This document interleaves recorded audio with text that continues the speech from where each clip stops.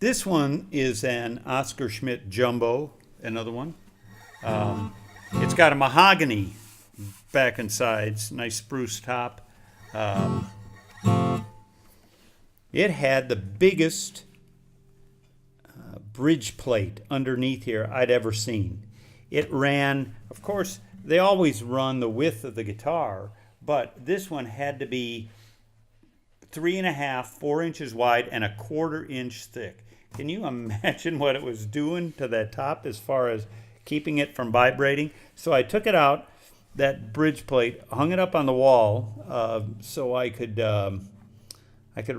be reminded of what never to do to a guitar, and put kind of a standard Schmidt bridge plate. I always put a little insert underneath here too of some hardwood so that when the strings go through it, it's not chewing up that spruce and that bridge plate. It'll be something harder. I actually like using an indigenous wood like walnut, but rosewood, maple, they all work. And these things have such a big sound. I think, well, it's another one that if you're going to play something where you're using bass notes a lot to improvise or whatever, you've got this big, deep, rich bass that...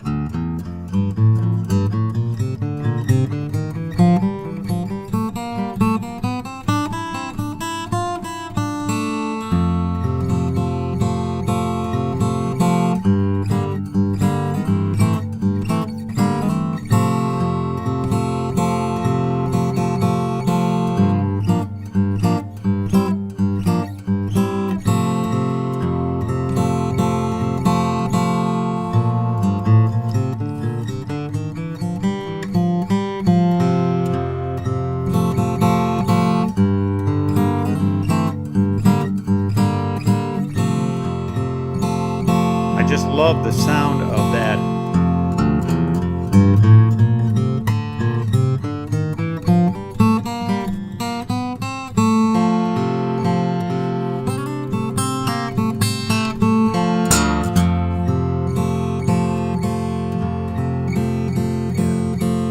Again, almost a baritone guitar with a real long scale length, but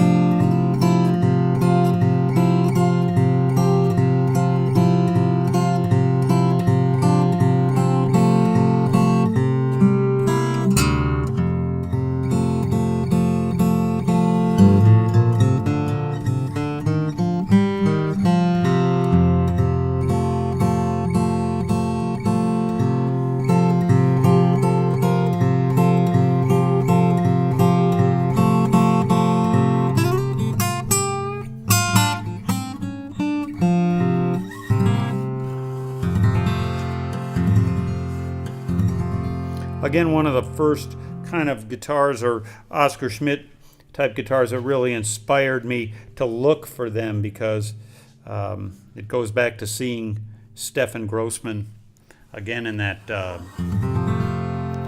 Tom and Mary Evans book called, I think it's just called The Guitar, but he talked about this type big jumbo 6-string and a 12-string too. And I knew from some recordings, he had a recording called Bottleneck Serenade that he used slide. I think he just uses it for slide.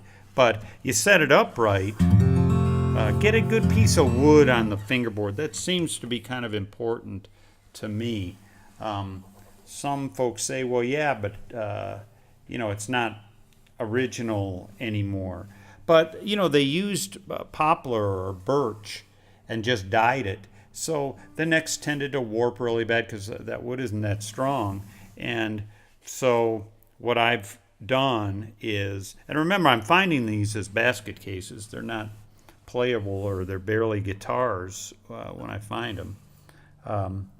I route out take the fingerboard off, the old fingerboard off, route out the neck a bit and put a carbon fiber rod in, and then put a nice hefty piece of, this is ebony, on there, and it just makes it really solid.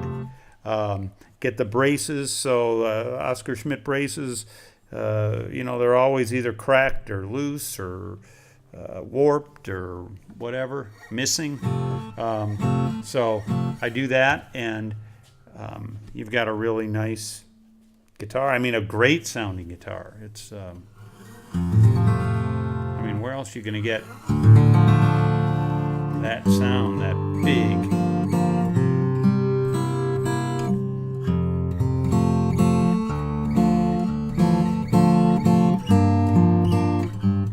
And see, if you set it up right, you can still play stuff like that.